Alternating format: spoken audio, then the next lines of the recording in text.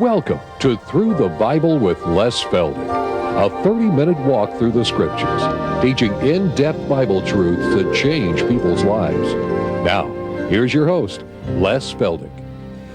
Okay, once again, we'll get busy and wind up with program number 4 this afternoon, and we can be heading home.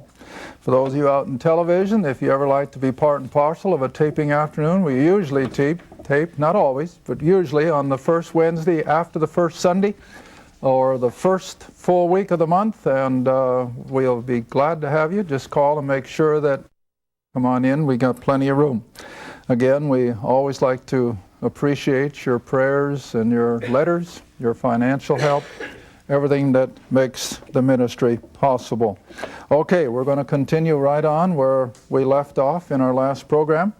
And again, in case we have someone who has missed the last 2-3 programs, we're going through a study of the covenants, which started way back in the Garden of Eden, where God mandated the environment, the responsibility of Adam and Eve in the garden, and then the fall. Then he lays out the program for life in the human race under the curse, and that has carried on until our present and will until the end of the tribulation. All right, now then the next covenant, as I mentioned at the beginning of our last program, is in the middle of the 7 that take place between Adam and the kingdom. And I'm going to come back and study that more in depth in a future program, but we'll just touch on it briefly in this program before we move on into the next covenant, which would be the Mosaic. In other words, the bringing about of the law of Moses. But let's just take a brief look at the Abrahamic, and like I said, we'll come back to it in detail at a future program. Genesis chapter 12, starting at verse 1. Genesis 12, verse 1. Now the Lord had said, I'll slow down a little bit, some of you are still looking. Genesis chapter 12, verse 1. All got it? Now the Lord had said unto Abram, Get thee out of thy country. Now remember, he was clear down there in the area of the Persian Gulf, probably south of present-day Baghdad. Get thee out of thy country and from thy kindred, that is your household, your relatives, and from thy father's house, unto a land that I will show thee. Now the first thing I always like to point out is what kind of people were Abram's family. Now the best way to explain that is use Scripture. Keep your hand in Genesis. We'll be right back. Come up with me to chapter 24, verse 2. Joshua chapter 24 and verse 2, because we have to get the big picture as we go along. These things then just happen in a corner. Joshua 24, verse 2. And Joshua said unto all the people, Thus saith the Lord God of Israel, your fathers, your forefathers, dwelt on the other side of the river, that it be the river Euphrates. Your fathers dwelt on the other side of the river in old time, even Terah, the father of Abraham, the father of Nahor, Abraham's brother, and they, the whole family, the whole community, the whole then known world, served what? Other gods. Now do you see that? That was what? Idols. Paganism. That's all they knew. Now you want to remember, 200 years previous to the call of Abraham, you had the Tower of Babel. And it was at the Tower of Babel that false religion was first introduced by Nimrod. And from Nimrod on then, the whole human race, now you want to remember, you're only dealing with that small part of the world at that time, in the area of the Middle East and the Mediterranean, but they were all steeped in idolatry. They knew nothing of the one true God. And so it was for that reason, now then you can come back to Genesis 12, that God had to separate this separate man that he's going to use to bring about the nation of Israel. He had to separate them from his idolatrous relatives. So he told him to leave your kindred, go from your father's house unto a land that I will, future, show thee. Now then, here comes the covenant. And we're going to watch it carefully before we move on, and like I said, come back at a future program. God says in his covenant promise now, I will make of you a great nation, separate from all the rest of the nations of the world.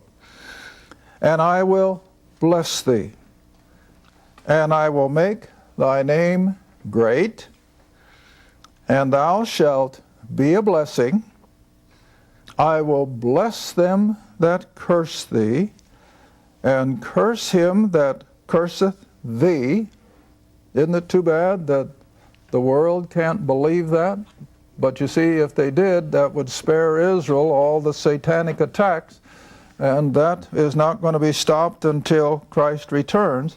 But nevertheless, this is all the promises in this Abrahamic covenant, that God will bless those who bless Israel, and he will curse those who are against Israel. And then here comes the capstone of the whole covenant, this last part of verse 3, that in thee, in Abram, shall all the families of the earth be blessed. Now, you don't have to be a rocket scientist to understand that. What does that mean?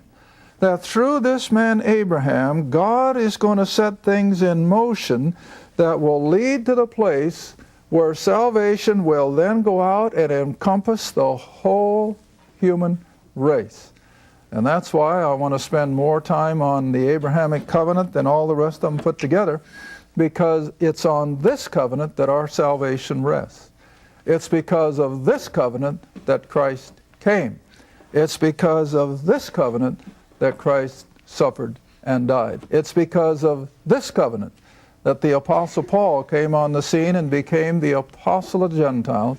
And that's why Paul over and over refers to this man Abraham. And so that's the Abrahamic covenant, and we're going to come back to it at a future time. Now I'm going to go ahead to the next covenant on our board, and that is the Mosaic, the covenant that God made with Moses and the children of Israel. Now we're going to jump all the way up to Exodus 19. Now in the interval, of course, we have the beginning of the nation of Israel with Abraham, Isaac, Jacob, and then the 12 sons. Joseph is sold down into Egypt as a slave by the 11 others. And that, of course, separated Israel from the promised land. It put them down in a place of slavery. It put them in a place of subjection to pagan, ungodly rulers, and out of which God had to redeem the nation with the book of Exodus. And we now find the nation at the Mount Sinai, ready to receive the next, what shall I call it, foundation of the next covenant, the law. All right, but let's just pick it up in verse 3. Exodus chapter 19, verse 3. The nation is now out of Egypt. They're gathered around Mount Sinai, and God, of course, is showing his presence on the mountaintop with thunder and smoke and fire. Verse 3. So Moses went up unto God, and the Lord called unto him out of the mountain, saying, Thus shalt thou say to the house of Jacob, and thus shall you tell the children of Israel. You have seen what I did unto the Egyptians. That is a reference to the drowning in the Red Sea. And how I bear you on eagle's wings. Not that they sprouted feathers and flew, but supernaturally, miraculously, God led them out of Egypt and through the Red Sea and down to Mount Sinai. It was a supernatural event. All right, I bear you on eagle's wings and brought you to myself. Now here the language already indicates whose people are they? They're God's people. They're his covenant people. And he has mandated it as such. And we're going to see that now in the coming verse. Now therefore, since I have brought you out of slavery, I have supernaturally brought you to myself. If, here's the condition now, if you will obey my voice indeed and keep my covenant, then, and only then, you shall be a peculiar treasure unto me above what? All people. Now right there is the beginning then of God elevating the nation of Israel head and shoulders above all the rest of the nations and races of the world. This is why they are called the favored nation. They are called the chosen people. They are God's covenant people. And here is the first real indication of it. All right, then verse 6, and you shall be unto me, I didn't finish the verse, I'm sorry. You shall be a treasure unto me above all people, and here's the reason. For all the earth is mine. What does that mean? He can do what he wants. God is sovereign. Now, you know, I learn every day. The other day somebody called and said, Les, do you know the word sovereign isn't in our Bible? Now, you know how often I've used it over the years. I said, no, I didn't know that. And so I had to look, and he was right. The word sovereign, like the word Trinity, is not in our Bible. But certainly all the evidence of what sovereignty means is here. So I don't have to stop using the word, not at all. But, you know, it's interesting. Here I've been using a word that I thought was as biblical as anything could be.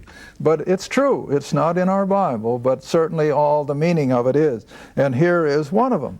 If all the earth is mine, what does that mean? He's sovereign. He can do whatever he wants.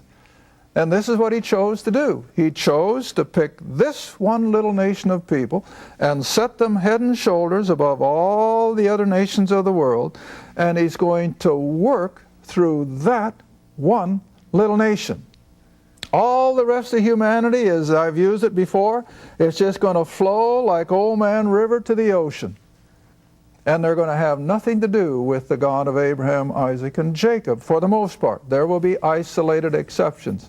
Now, the verse that Paul writes that exemplifies that so beautifully, keep your hand in Exodus, come back with me to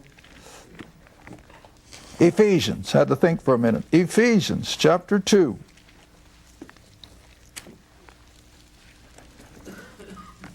A lot of times people kind of look at me cross-eyed when I let it be known that the Gentiles were never the object of God's grace. The Jews were never instructed, except to go to Nineveh. They were never instructed to evangelize the Gentiles, but quite the opposite. They were to keep all of these knowledges of God. Boy, what a word. I coined one, didn't I? All of these things pertaining to the knowledge of God, they were to keep to themselves. They weren't to share it with the Gentile world, because God was not in the business of saving the Gentile. And a lot of folks just say, where do you get that? Well, because of language like we've just seen here, but here Paul himself places it. So easy to understand. Ephesians 2, 11 and 12. This leaves no room for any great number of Gentiles coming to salvation in the Old Testament economy. It was impossible. Verse 11, wherefore Paul writes, and remember he's writing now to Gentiles at Ephesus. He says, wherefore remember that you being in times past, what? Gentiles. Now maybe for the sake of one or two listeners out in television, I better stop. What is a Gentile? Well, in plain language, he's anybody who is not a Jew. A Gentile could be an Arab or a black or an Indian or a Caucasian or you name it. If they're not members of the nation of Israel, they are Gentile. Now you see, all the way from Adam until Abraham, you don't have any particular Jew or Gentile separation. These are all just simply of the race and the birth of Adam. They are what I call the Adamic race of people. But now with the call of Abraham, setting out one little nation separate, and he calls them Jews or Israelites, the rest are Gentile. And so from Abraham on, we have that difference in Scripture of Jew and Gentile. All right, reading on in Ephesians. So remember, you Ephesians, and of course the churches around them, that you were in the times past Gentiles in the flesh, who are called uncircumcision. Now what was that? That was a deriding term. That was the scorn that Jews had for the Gentiles. You're called uncircumcision by that which is called the circumcision, or the Jew. Now verse 12. See how plain this is? That at that time, while God was dealing with Israel under these covenant promises, that at that time you, Gentiles, were without Christ. You were aliens from the commonwealth of Israel, strangers from the what? Covenants of promise. That's why we're studying them now today. The Gentile world were strangers from the covenants of promise, having no hope, and what? Without God in the world. Now what does that mean? They were lost. Every last one of them. They were lost.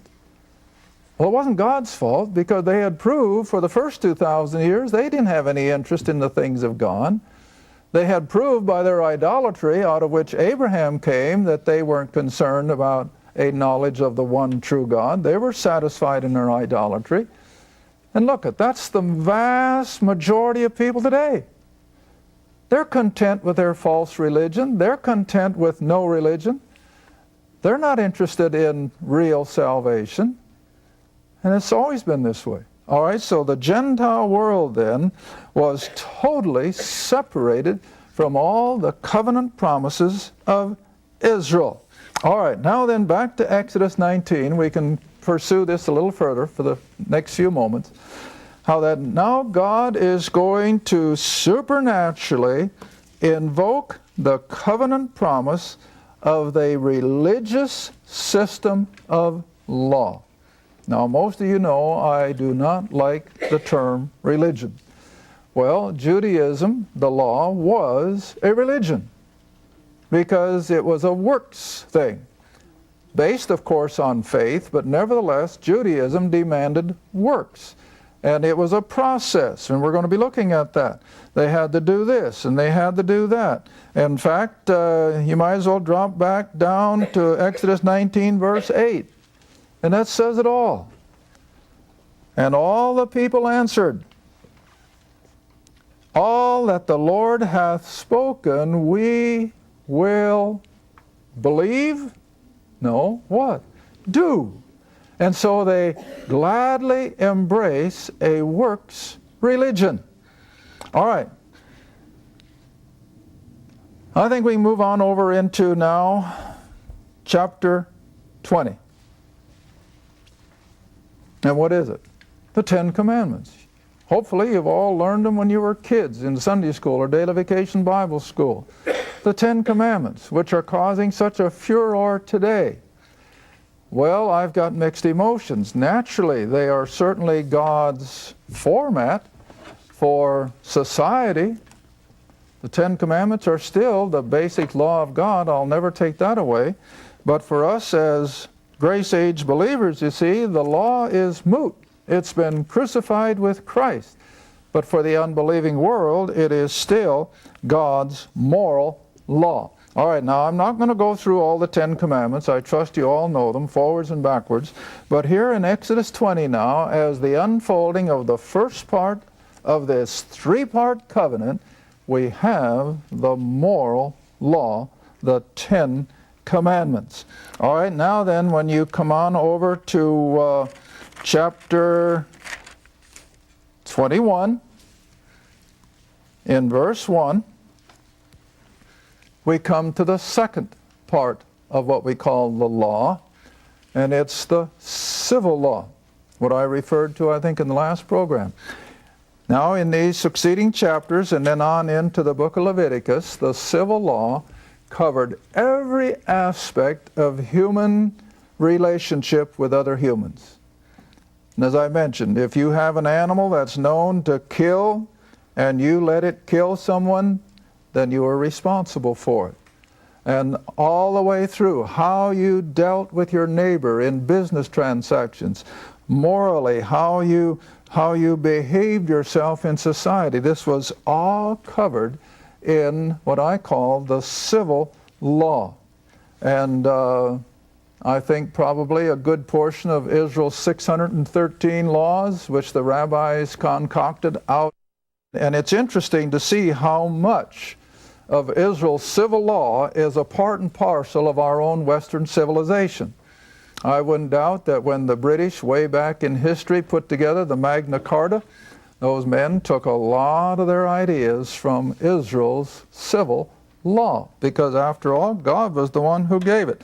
All right, for just example now then, chapter 20, we start with the term judgments, which means in plain English, rules of government. Now these are the judgments which thou shalt set before them. Now this is aside from the moral Ten Commandment law. And all the way through now we have covering the various aspects of Israel's day-to-day experience within the nation. And you come through all these succeeding chapters. It's the judgments against or to maintain society in the nation of Israel. Now I'm going to take you all the way up to the next part of the law, which is the ceremonial or the ecclesiastical or the ritual part of the law. Now remember, you got the moral law, the Ten Commandments. You've got the civil law, how to deal with your fellow neighbor. Now we come to the ecclesiastical or the religious part of the law, and that is going to entail the priesthood and the tabernacle, which later became the temple. Okay, now I think we can come all the way up to chapter 24, where we now have what I call the third part of the law of Moses. And verse 3 of chapter 24. Now this is just sort of scratching the surface. I expect a lot of my listeners to dig a little deeper. You can do all this instead of watching the stupid television. Get into the book and pursue this a little further in all three aspects. But now we're getting ready to establish the worship or the religious system of the law. Verse 3, and Moses came and told the people all the words of the Lord. See that? God said it. And all the judgments, all these rules and regulations, and all the people answered with one voice and said, all the words which the Lord has said we will do. Well, you heard that before, didn't you? All right, now then, we're going to find that verse 7, he took the book of the what? The covenant again. This mandate that God has now placed upon the nation of Israel. All right, so he took the book of the covenant and read in the audience of the people, and they said, all that the Lord has said we will do, and be obedient. So Moses took the blood, sprinkled it on the people, and said, behold, the blood of the covenant. Now you want to remember that blood has been the intrinsic part of God's relationship with man, leading up to the shed blood of Christ on the cross of Calvary. All right, now as we move on down in chapter 24, you can come to verse 12. The Lord said unto Moses, come up to me into the mount, and be there, and I will give thee tables of stone, and a law, commandments which I have written, that thou mayst teach them. And Moses rose up, and his minister Joshua, and they went up unto the mount of God.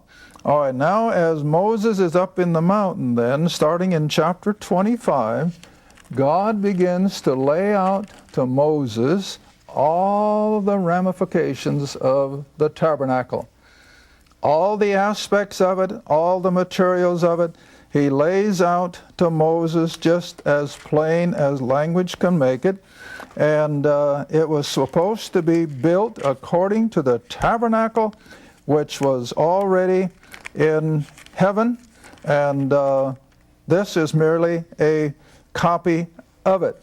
Now, as you come all the way through these chapters of Exodus, we get to the place of chapter 29. Maybe I'm going too far. Maybe 28. Just a minute. But I want to start with the priesthood here, if I can. Yeah, chapter 29, verse 1.